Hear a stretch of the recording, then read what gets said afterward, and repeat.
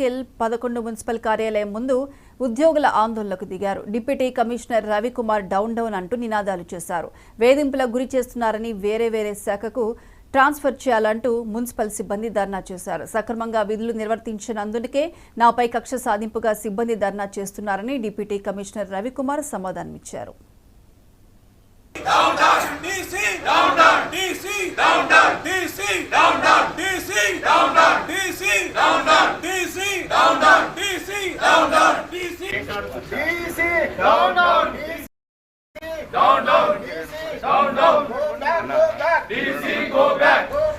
ఆయన కూడా సార్ కూడా కాబట్టి ఇక్కడ ఏమైందంటే సార్ది ఓకే, ఆయన పనితనం ఏమో అది తెలియదు. ముందు పనితనం ఉంది కాకుండా చెప్పే విధానం సార్ది మంచి లేదు.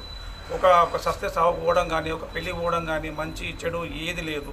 ఒక 1 అవర్ పర్మిషన్ అడితే కూడా నేను ఎంతో కసుక్కుంటూ బెదిరించుకుంటూ తిట్టుకుంటూ చేసుకుంటూ సస్పెన్షన్ అంటాడు, షోకాజ్ మేమో అంటాడు, ఇంక్రిమెంట్ కట్ చేస్తా అంటాడు, శాలరీ కట్ చేస్తా అంటాడు. సత్య సావాలి ఏమన్నా మీరు రావాలి, ఆఫీస్కి రావాలి.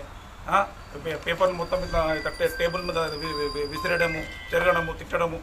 ఎన్నోసార్లు శంకరన్న వాళ్ళు అన్నవాళ్ళు కూడా ఎన్నోసార్లు చేసి సంబంధించి చెప్పడం జరిగింది. ఇంకోటి మా ఎంప్లాయీస్ నేనే కాదు, ఇక్కడ ఉన్న వాళ్ళందరూ బాధితులు. ఇక్కడ ఉన్న వాళ్ళందరూ ఇక్కడ మా టీఎల్ కానీ, బీసీలు కానీ, రెవెన్యూ స్టాఫ్ కానీ, ఇంకెంత స్టాఫ్ కానీ అందరూ బాధితులే. ఎందుకంటే ఆయన ముంగడ ఏం మేము మాట్లాడలేకపోతాం. ఆయన ముంగడ ఒక క్వశ్చన్కి ఆయన యూనియన్ దగ్గరకు వెళ్ళిపోయి శంకరన్న దగ్గరకు పోయి మాట్లాడేసేసి మనం అందరం పోయి ధర్నా చేద్దాం, ఆయనకు చెప్పుదాము. దీని మీద చేసి పెట్టకపోతే మనం రాబోయే రోజులు ఇంకా ఇదిగా అవుతాయనే సంగతి అనేది ఒక యూనిట్గా పట్టుకొని తీసుకొని వచ్చి యూనియన్ ద్వారా చెప్పడం జరిగింది. దాన్ని ఉద్దేశించుకొని ఈరోజు నాయకులు కూడా వారికి పూర్తిగా వన్ సైడే వాళ్ళు విని దాని మీద అనుకుంటే ధర్నా చేసినారు. నా దగ్గర నేను వచ్చి ఆఫీస్లో కూర్చొని ఉన్నా.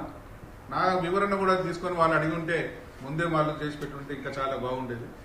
ఉద్యోగం చేయమన్నందుకు, ఇన్ టైంలో రమ్మన్నందుకు, టార్గెట్ని అచీవ్ చేయడానికి అనేది మా పైన మాకు వచ్చిన ఒత్తిడి దాని ప్రకారము మేము కూడా దాన్ని కింది లెవెల్లో ఆఫీసర్లో అదే ఒత్తిడి కూడా పెట్టాల్సి వస్తుంది. అచీవ్ చేయడానికి అన్ని చేయాల్సి వస్తుంది. అదర్ దాన్ని ఇంకా వేరే సొంత విషయాలలో ఎటు కూడా ఎవరిని ఇన్వాల్వ్ చేయలేదు. ప్రొసీజర్ ఏ కలెక్షన్ ఎట్లా చేయాలి, procedure of adoption, standard operation procedures అనేది కూడా ఉత్తర్వుల ద్వారా పై అధికారులు మాకు ఇచ్చినారు. దాన్ని కూడా అందరికీ వాళ్ళకి కమ్యూనికేట్ చేయడం జరిగింది, దాన్ని ఇంప్లిమెంట్ చేయడం జరిగింది.